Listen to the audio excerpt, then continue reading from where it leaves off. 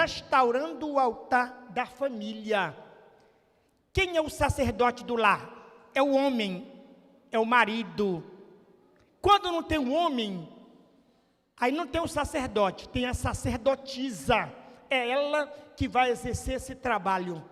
Quando você é sozinho, é você que é o sacerdote do seu lar, da sua família. Como é que nós podemos restaurar o altar da família em casa? Primeira coisa, culto tem o quê? Bíblia. Onde é que estão as Bíblias? Bíblia na mão. Avançar. Bíblia na mão.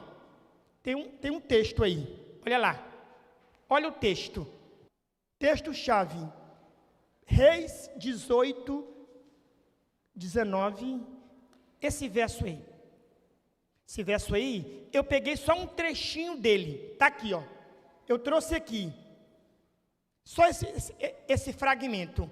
Agora, pois, manda juntar a mim todo Israel no Monte Carmelo, como também os 450 profetas de Baal, e os 400 profetas do poste ídolo, que comem na mesa de Jezabel. Então Elias disse a todo o povo: chegai-vos a mim. Elias restaurou o altar do Senhor, que estava em ruínas. Tomou 12 pedras e ali estabeleceu. Com aquelas pedras, edificou o altar em nome do Senhor. Meu irmão, você que veio aqui à frente, que é um pai de família, a pergunta é para você: será que o altar do Senhor na sua casa precisa ser restaurado?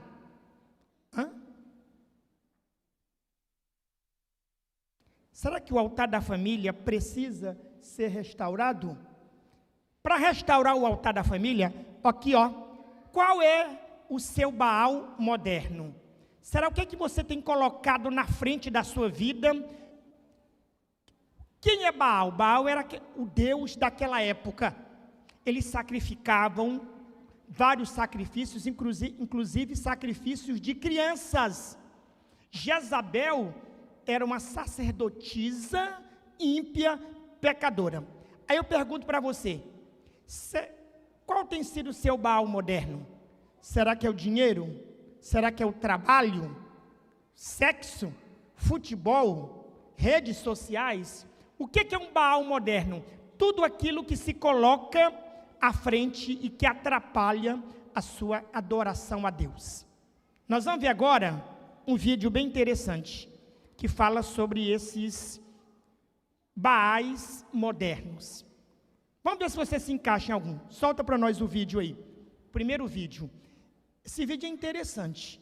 E você vai ver aí, olha só, como é que isso pode estar impedindo a nós de adorarmos. Embora o primeiro mandamento diga: não terás outros deuses diante de mim, como esses outros falsos deuses são introduzidos em nossa vida, qualquer coisa relacionada à nossa vida e que não esteja totalmente entregue a Deus pode se tornar um falso Deus.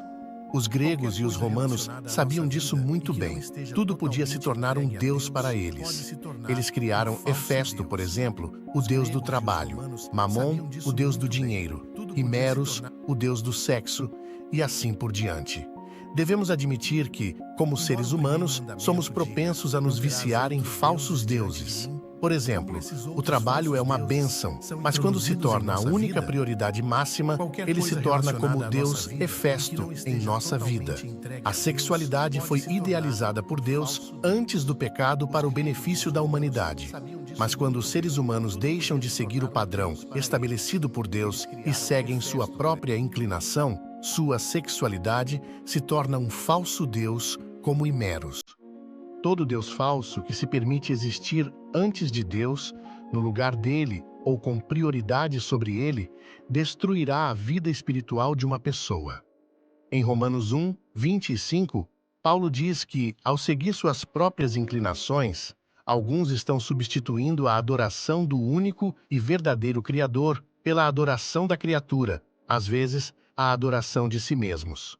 Paulo afirma que esse tipo de adoração é baseado em uma mentira que nunca fará um ser humano verdadeiramente feliz. Ele chama esse tipo de mentalidade de loucura, É realmente uma tolice procurar a verdadeira felicidade nas coisas, em nós mesmos ou em outras pessoas. Somente um tolo procura paz enquanto busca a autorrealização ou vícios. A verdadeira felicidade tampouco pode ser encontrada apenas em acumular ou gastar recursos financeiros. Somente em Deus somos plenamente felizes. A propósito, um dos falsos deuses mais destrutivos é o Deus da ganância e da busca desenfreada por dinheiro. É por isso que Jesus disse: nenhum servo pode servir a 2 senhores, porque irá odiar um e amar o outro, ou irá se dedicar a um e desprezar o outro. Vocês não podem servir a Deus e a riqueza. A fidelidade e a generosidade são os meios indicados por Deus para nos livrarmos da ganância. Quando devolvemos fielmente 10% de nossa renda como dízimo e escolhemos outra porcentagem para a devolução regular de ofertas, permitimos que Deus erradique de nossa vida o falso Deus da ganância que tenta nos dominar. Algum falso Deus está tentando controlar a nossa adoração a Deus. E aí eu quero falar para os pais aí, para as mães também. Eu trouxe aqui para vocês esse material sobre o culto familiar. Vamos ver, a gente não tem falado muito nisso mais, mas olha só, deve haver 2 cultos. Embora o primeiro mandamento dias. Um pela manhã, na primeira hora do dia, chamado culto matutino. Este é o melhor horário que Deus quer que seja dedicado a Ele. Quando a mente não está cansada e temos as forças renovadas. Então é o culto matutino. O outro, no final do dia ou à noite, se chama culto vespertino, de gratidão e para o estudo da lição das crianças, juvenis e jovens, quando toda a família se reencontra. Então, a nossa igreja, ela acredita que essa comunhão diária, ela precisa acontecer nesses 2 momentos pontuais, manhã e tarde. E quem é que toma a frente dessa tarefa? Quem?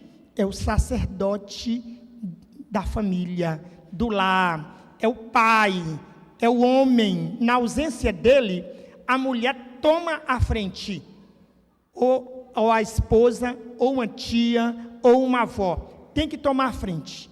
Então, vamos começar por aí. Agora, outros detalhes.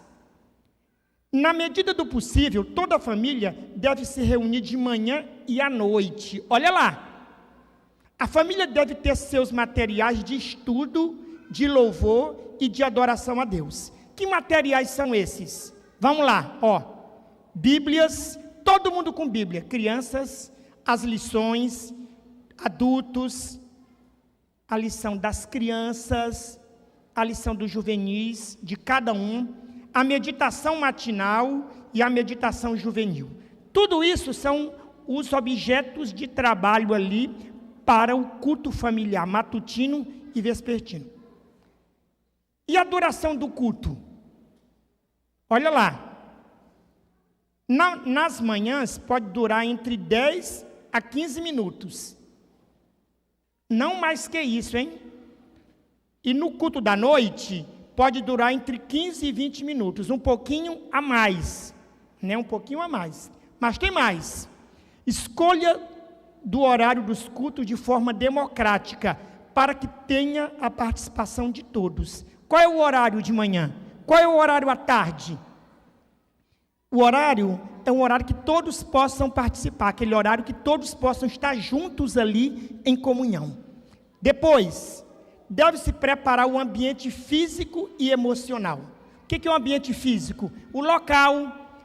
Tem que ter no lar o cantinho da adoração, o altar do Senhor, da família ali, onde pode ser na sala, pode ser num quarto, mas é aquele local que é o local físico. E tem um local também emocional, o ambiente emocional. Tornar esse momento alegre, feliz e prazeroso. Olha! E quem mora sozinho? Quem mora sozinho tem que ter o seu altar individual, o seu cantinho, onde você fala com Deus, você se ajoelha, você ora. Tudo isso tem um sentido tremendo, grandioso. Olha só, a estrutura do culto matutino, isso aqui é uma sugestão, mas tem várias estruturas diferentes. Uma delas olha só, passou, né? Vou voltar para o matutino. Duração de 10 a 15 minutos. O pai ou a mãe dá as boas-vindas, mas quem puxa o carro é o pai que tem que assumir isso. A esposa ou o filho anuncia um hino de louvor. Um membro da família faz a oração. Um filho. O pai da família agora, depois, cada dia um de o pai, outro membro, não é? Lê a meditação para o dia, usando o livro de meditações matinais. E faz uma aplicação para a vida de todos. Então, o culto da manhã, a orientação que seja o culto dedicado para fazer uma meditação matinal. Essa é uma das sugestões. E no final, terminando já, o pai tomando as mãos de sua esposa e de seus filhos, formando um ciclo, faz uma oração final. De manhã, pede a Deus pela proteção, pelo cuidado, pelo livramento, pelas bênçãos. E no culto da noite, olha lá, no culto da noite, duração entre 15 e 20 minutos, tem as boas-vindas, hino de louvor, os preferidos, oração de gratidão, todos devem orar, revezando cada dia. Tem um momento de reflexão sobre o dia, o que foi, o que aconteceu. E aqui, tem um momento de estudo da lição com as crianças. Então, o pai fica com os adolescentes, com os juvenis, a mãe fica com as crianças. Tem várias maneiras, mas aqui é o momento de fazer o estudo com as crianças, separadamente, a lição delas, com a linguagem delas. Então, é real. O Senhor cuida de nós. Ele nos protege, nos livra, manda seus anjos para cuidar de nós. Quando nós dedicamos o primeiro momento para Deus, para entregar nossa vida a Ele, para dizer, Senhor, eu coloco perante o Teu trono a minha vida hoje, a minha agenda, as minhas tarefas, e o Senhor cuida, Ele direciona e Ele protege. Agora, tem um filme que chama Corajosos. É a história de 4 homens, 4 soldados. Essa mensagem é para você. O Senhor te trouxe aqui nesta manhã para dizer isso para você. O Espírito Santo foi me conduzindo e me direcionando para eu apresentar para vocês aqui hoje.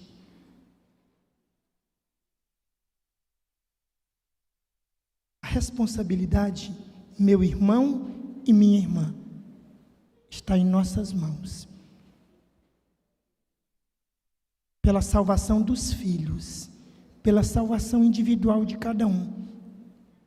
Estava até falando para a Clarice, hoje de manhã, ali na semana de oração.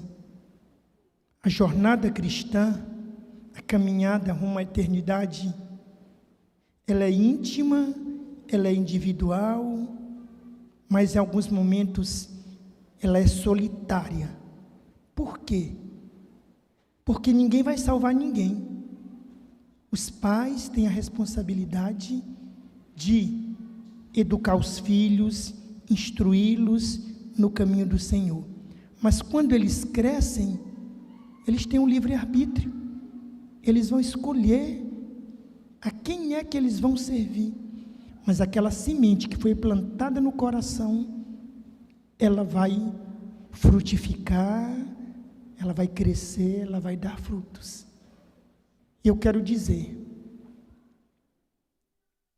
quando Cristo voltar, naquele dia, você pai, você mãe, vocês não estarão sozinhos.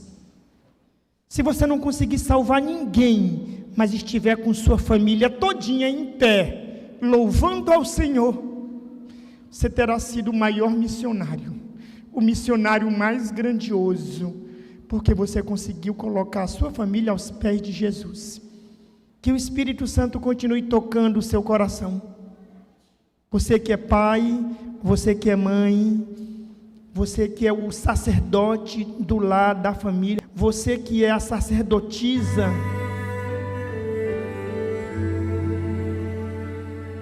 que o Espírito Santo toque o nosso coração e vá nos transformando cada dia. Você quer dizer nesta manhã: Senhor, eu vou restaurar a minha vida, eu vou restaurar o meu lar, eu vou restaurar, Senhor, a minha família com o teu poder. Você quer dizer isso para Jesus? Levante sua mão. Eu quero ouvir.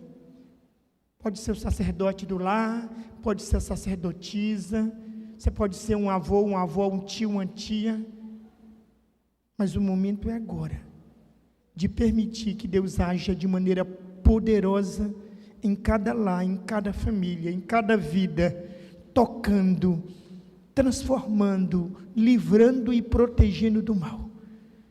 Ore comigo, Pai amado. Aqui estão os teus filhos, Senhor. Teu Santo Espírito trouxe nessa manhã aqui cada um que está aqui presente, porque Ele queria tocar corações e mentes, Senhor. Ele queria também reacender a chama viva do teu poder, do teu Espírito, em cada lar, em cada família, Senhor.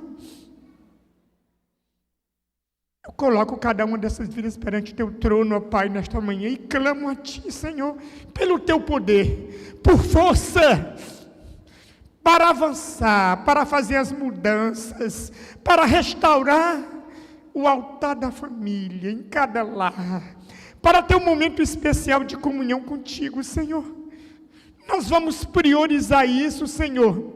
Não tem nada mais importante para cada um de nós do que a salvação dos nossos filhos, a nossa salvação, a salvação da esposa, do esposo, Senhor. Com teu poder, nós iremos restaurar aquilo que precisa, aquilo que foi quebrado, aquilo que foi destruído. Nós vamos retirar os deuses que não honram o teu nome, Senhor, que tem nos afastado de ti. Com o teu poder, Senhor, nós vamos fazer tudo isso. Porque, Senhor, naquele dia, quando Tu voltares, nós não estaremos ali sozinhos, nós estaremos em pé, cantando um cântico novo, com toda a nossa família, para honrar, para exaltar, e enfim, para adorar a Ti, ó Deus, por toda a eternidade. E não haverá mais dor, não haverá mais pranto, não haverá mais sofrimento, e não haverá mais morte, Senhor, porque todas essas coisas passaram, e agora tudo se fez novo, e a eternidade está perante nós, para Te adorar, para todo sempre, Senhor. Toma-nos em Teus braços e nos conduz, cada dia, nessa jornada difícil, rumo à eternidade. Nós suplicamos em nome de Jesus. Amém. Amém.